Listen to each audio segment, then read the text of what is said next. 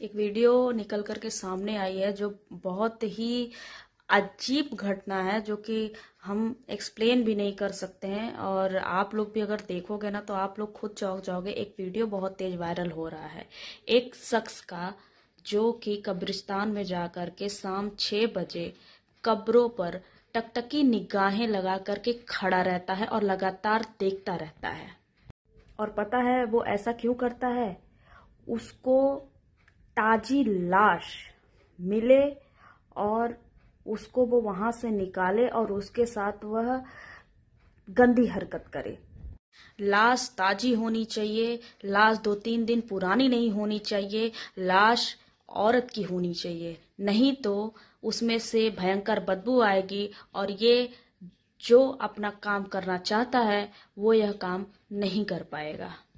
यह इंसान जानबूझकर ऐसा समय चुनता है जब कब्रिस्तान में कोई नहीं आता है और यह लगातार निगरानी करते हुए कैमरे से ओझल हो जाता है। आपको बता दें, फिर उसके बाद ये कहानी सामने आती है कि कम से कम 1 नहीं 2 नहीं 3-4 कब्रों को उजाड़ दिया गया है। उसके बाद जो शख्स कैमरे में था, जो कपड़े पहने हुए था, आप जाकर के सर्च करोगे जब वो वीडियो तो आपको दिखेगी। कुछ ही देर बाद जो उसने अपना समय चुना था रात का, फिर वो अधनंग भी नहीं कहा जा सकता है, पूरा न्यूड होकर के वह कैमरों को छिपाते फिर रहा है और कब्रिस्तान में घूमते दिख रहा है। और अगर आप लोग ये सोच रहे हैं कि ये मेंटल डिस्टर्ब है, तो जी नहीं, यह कैमरे को भी छिपा रहा है बाकायदे होश में और अपने पूरे बुद्धि विवेक में। ये करते हुए उसको दूसरे कैमरे ने कैद कर लिया। यह औरतों के लाश के साथ गंदी हरकत करता था। और आपको एक चीज और बता दें कि मुर्दा लाशों के साथ अगर जो कोई रेप करता है, क्राइम करता है, तो हमारे भारत में, हमारे कानून में उसके लिए कोई सजा नहीं बनी हुई है। बता दे आखिर क्यों? पहले आप ये जान लीजिए कि वो लगातार ये सिलसिले को अंजाम दे रहा था। वह औरतों के लाशों को निकालता था और अपनी मौज मस्ती करने के बाद वह वहीं उन लाशों को फेंक करके चला जाता था। आइए जानते हैं इस कहानी के पीछे सिलसिलेवार से क्या था। आपको बता दें, ये वारदात मध्य प्रदेश के खंडवा से है और इस शख्स का नाम आयूब खान है। इसकी उम्र 50 वर्ष है। आपको बता दें, यह तंत्र विद्या सीखता था और वही तंत्र विद्या को अंजाम देने के लिए यह अमावस्या की रात चुना था। और इसने दिमाग लगाया था कि अगर अमावस्या की रात में अगर ये सब चीजें हो रही हैं तो जरूर यह हिंदू तांत्रिक का काम है। इसने ऐसा दिमाग लगाया था। एक परिवार था, उनकी बुआ का देहांत हो गया था और वो वहां पे कब्र में दफनाया उन्होंने अपनी बुआ को। और उसके बाद शाम होते होते वो देख रहे हैं कि वो कब्र उजाड़ दी गई है और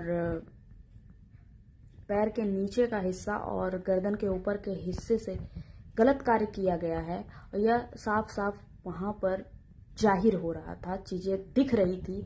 और उसके बाद जो चटाइयां थी और जो फूल थे, जो पत्थर था, सब कुछ बिखरा हुआ था। पुलिस को खबर दी गई। यह सिलसिला पहले 17 को हुआ, फिर दूसरी बार 19 को हुआ, फिर उसके बाद 21 को हुआ। ये खबर धीरे धीरे आग की तरफ फैलती चली गई। पुलिस को जब ये सूचना मिलती है, चीजें जब एक्टिव होती हैं, तो उसके बाद पुलिस इस इंसान को पकड़ने के लिए कब्र, जहां कब्रिस्तान है वहां पे लगा देती है सीसीटीवी और लाइट्स। अब देखिए उसके बाद ये इंसान करता क्या है।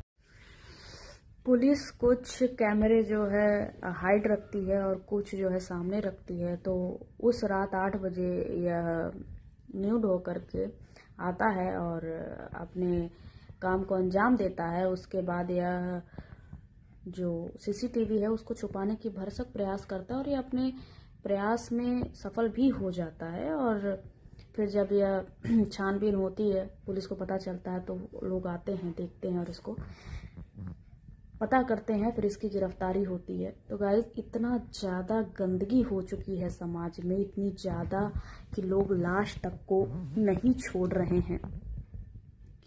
तांत्रिक प्रक्रिया के लिए या एंजॉयमेंट के लिए या कानून से बचने के लिए कि केस ना हो, जेल ना जाना पड़े, इतनी गंदी हरकत, इतनी शर्मसार हरकत जो कि बयां भी नहीं की जा सकती है। ना तो आप बयां कर सकते हो, ना तो कोई भी। रूह कांप जाती है। जिसके घर का परिवार का अगर ये सब चीज़ें हो, उसके ऊपर क्या बीत रही होगी। ये कितनी मानवता को एकदम ख़त्म कर देने वाली चीज़ें चल रही हैं। जैसा कि कहा जाता है कि ये कलयुग है, वाकई में ये कलयुग है। इतना गंध मच जाएगा इस कलयुग में, और हम सब इस कलयुग में हम लोग पात्र बने हुए हैं। हम लोग इसमें हैं। ये सोचकर बहुत तकलीफ होती है और बहुत बुरा लगता है कि हम लोग अभी क्यों इस पीढ़ी में, इस जनरेशन में, हम लोग इस कलयुग में यहाँ पर हम लोग जन्म लिए। काश सतयुग ही होता तो ज़्यादा अच्छा होता। इतना ज़्यादा गंदगी है, आगे पता नहीं क्या क्या देखना होगा, कुछ भी नहीं कहा जा सकता है। हाँ, बस ये सब ऐसी खबरों से मन बहुत बेचैन हो जाता है कि यार जिंदा तो जिंदा, अब मुर्दे भी सेफ नहीं है। यार क्या है, कितनी हैवानियत है, कितनी गंदगी है, कितने जानवर बनोगे तुम लोग, कितना और कितनी प्रताड़ना दोगे तुम लोग औरतों को। ये सब देख करके ना मन एकदम खराब सा हो गया मेरा।